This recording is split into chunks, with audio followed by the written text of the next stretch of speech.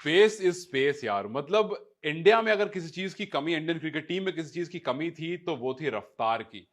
और काफी बार गेंदबाज आए हैं जो तेज फेंकते हैं, लेकिन मयंक यादव ने अपने पहले मैच में बता दिया कि उनमें कुछ तो अलग है। मतलब ऐसा अलग कि ब्रेट ली ने एक मैच देखते ही ट्वीट कर दिया, एक मैच देखते ही कह दिया कि यार इस लड़के में रॉ पेस है और मैं बहुत इंप्रेसिव हूं इस लड़के से। उन्होंने कहा कि India has just found it's fastest bowler. मतलब देखिए, तेज रफ्तार से बॉलिंग करना ये हर फास्ट बॉलर का मन होता है, हर फास्ट बॉलर का शौक होता है। लेकिन अगर आप वो तेज रफ्तार ऐसी कर रहे हैं कि आपकी एवरेज स्पीड 145 है, जी हाँ एवरेज स्पीड 145 है, मतलब आप अगर याद कीजिए तो इंडिया के किसी भी बॉलर को उठा लीजिए 145 मोस्टली की बेस्ट होती है। मतलब जब वो 145 क्लिक करने लगते हैं तो कहते हैं कि आज मैंने तेज गेंदबाजी करी, या फिर आज हम खुद कहते हैं मैच देखते हुए कि यार आज ना इसकी बॉल तेज निकल रही है। लेकिन मयंक यादव यार, मतलब इस बंदे ने 140 से नीचे तो कहीं देखा ही नहीं। इंतजार कर रहा था अपने वक्त का, पिछले साल से इस टीम के साथ एसोसिएटेड है। पहला सीजन जब पिछली बार खेलने वाला था, उससे पहले जब ये प्रैक्टिस सेशन में आया था वहीं इंजर्ड हो गया था। मौनी मोकल ने बताया, जो इनके कोच हैं फिलहाल, कि हम काफी मेहनत कर रहे हैं इस पर, इसकी लाइन लेंथ पर, इसकी स्पीड पर। पिछले साल भी हम काम कर रहे थे, लेकिन पिछले साल अनफॉर्चुनेट रहा था इसके लिए क्योंकि ये इंजर्ड हो गया था। बट इस बार इसको आज खेलने का मौका मिला, और जब खेलने का मौका मिला तो क्या कमाल करा है। मतलब जॉनी बेस्टो, शिखर धवन, ये वो दो बल्लेबाज थे जो 10 ओवर में ऑलमोस्ट 100 रन लगा चुके थे बोर्ड पर और एक भी विकेट नहीं गिरा था। और उसके बाद ये लड़का आता है और अपनी रफ्तार से बीट कराना शुरू करता है, और इतना बीट कराता है कि शिखर धवन खुद कह देते हैं अपने मुंह से मैच के बाद कि यार जो डिफरेंस था ना हम दोनों के बीच में, मतलब पीबीकेएस और एलएसजी के बीच में, वो मयंक यादव की रफ्तार थी। मयंक यादव की रफ्तार से हम हार गए। और लिटरली वो पीछे हट हट कर खेल रहे थे। मतलब जब आपके सामने बहुत तेज बॉल आती है और जब घबराते हो आप, तो आप फ्रंट फुट पर नहीं जाते हो। वो लिटरली फ्रंट फुट पर नहीं जा रहे थे, पीछे हटकर खेल रहे थे, और अपना अपना मतलब जो पूरा मनोबल था जो बनाकर रखा था वो खो दिया। जॉनी बेस्टो, मतलब उनकी टीम में काफी तेज रफ्तारी गेंदबाज है, उन्होंने खेला है, उसके बावजूद एक्सपेक्टेशन नहीं थी कि एक नॉर्मल सा एक्शन करते हुए लड़का आता है और इतनी तेज गेंदबाजी करता है। 21 साल का लड़का। जॉनी बेस्टो ने अपना विकेट गवा दिया। फिर प्रभ सिमरन ने कोशिश करी उनको ऊपर से मारने को, कि भाई लॉन्ग ऑन के ऊपर से मार देते हैं। खैर मिड ऑन पर फील्डर खड़ा था उस टाइम पर, नवीन उल्लाह, उन्होंने सोचा कि मिड ऑन के ऊपर से तो मार ही दूंगा, लेकिन रफ्तार इतनी थी कि बॉल जब बॉडी लेंथ पर आई तो पता भी नहीं चला। मारने की कोशिश करी पुल शॉट, लेकिन टॉपेज लेकर के उड़ जाती है और आउट हो जाते हैं। जितेश के साथ भी कुछ ऐसा ही हुआ, बॉल ऊपर रहती है, कोशिश करते हैं मारने की, लेकिन फिर ऐसे लगता है फिर ऊपर जाते हैं और आउट हो जाते हैं। 4 ओवर में इस लड़के ने 27 रन दिए हैं, 3 विकेट लिए।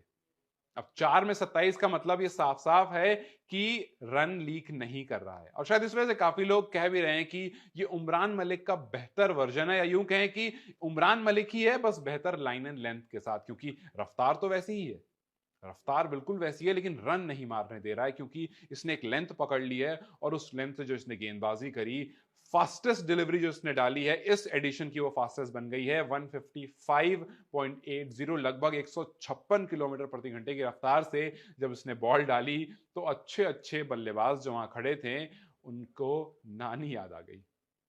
मतलब 8 डिलीवरीज इसने ऐसी डाली हैं जो 150 से ऊपर है। जी हाँ, 150 से ऊपर 8 डिलीवरीज डाली हैं उन 24 में से, और 9 डिलीवरीज ऐसी हैं जो 145 से ऊपर है।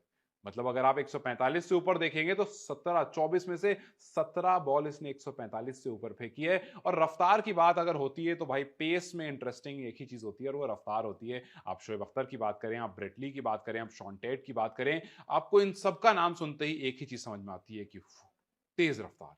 और वो तेज रफ्तार, और उसमें और इसमें फर्क ये है कि ये जब भाग कर आता है ना, तो आपको नहीं लगेगा कि इतनी तेज फेंक देगा। लेकिन जब ये हाथ घुमाता है तो बाजुओं की ताकत दिखाता है, और उस ताकत के सामने अच्छे अच्छे फीके पड़ गए। मतलब एकदम से ना वो शेन बॉन्ड याद आ गए। वो याद है न्यूजीलैंड वाले शेन बॉन्ड, बड़े आराम से आते थे और बड़ी तेज बॉल फेंकते थे, वो शेन बॉन्ड याद आ गए। और आपको अगर आप देखते हो शेन बॉन्ड जैसा बॉलर सामने से आ रहा है और हिंदुस्तानी है वो, तो यार गूजबम्स तो आ ही जाएंगे, बिल्कुल गूजबम्स आ जाएंगे। और वो गूजबम्स आ गए वाकई में, क्योंकि गजब का बंदा है यार ये। मतलब मयंक यादव, एक सूर्य कुमार यादव आए थे, दिखते बिल्कुल उनकी जैसे। मतलब अगर आप दोनों को साथ में रखोगे तो आपको लगेगा भाई कहीं ना कहीं से रिलेटेड तो हैं। यू नेवर नो, हो भी सकते हैं। वैसे अभी तक तो ऐसा कोई रिलेशन नहीं है दोनों का, लेकिन जिस तरह से सूर्य कुमार यादव आए, T20 में अपनी छाप छोड़ दी है, उस तरह से मयंक यादव अब कमाल कर रहे हैं। और अपनी पेस के आगे सबको इन्होंने पानी पिला दिया। मतलब अगर आप उनकी पेस देखेंगे 24 की 24 बॉल में सबसे पहली बॉल जो डाली 147, 146, 150, 150 आते ही फेंक दिया और भाई साहब सामने वाले डर गए कि ये क्या आया। फिर 141 हल्की नीचे गए, 147, 149, 156, 150, 142, 144, 153, 49, 52, मतलब ये पूरा ऐसे ही चला है मामला, नीचे नहीं आने दिया। 14 से नीचे आने ही नहीं दिया। सबसे कमतर बॉल जो रही वो 141 की रही। अब आप सोच लो कि जब एक बंदा इतनी तेज रफ्तार से गेंदबाजी कर रहा हो और एक भी बॉल 140 से नीचे नहीं फेंक रहा होगा, तो क्यों ना आप कहोगे कि जी फ्यूचर तो मिल गया है, फ्यूचर मिल गया है। और इसी टीम में शमार जोसेफ भी हैं, जिनको हमें लग रहा था कि यार उनकी जरूरत पड़ जाएगी। आपका स्मार्कवुड चले गए, डेविड विली वापस चले गए, जरूरत पड़ जाएगी। लेकिन आज इसको देखने के बाद लग रहा है कि नहीं नहीं नहीं, अभी लगता है शमार जोसेफ को और इंतजार करना पड़ेगा। एक तो वो इंटरनेशनल प्लेयर हैं, 4 की जगह होती है और आपको एक ही मजबूरी से लाना पड़ता है कि आपके पास पेस अटैक नहीं हो रहा था। लेकिन आज ऐसा लगा कि ये बंदा, इसको नीचे मौका मिला है, नई बॉल अगर फ्रेश हाथ में मिल गई तो यू नेवर नो क्या ही कर देगा ये।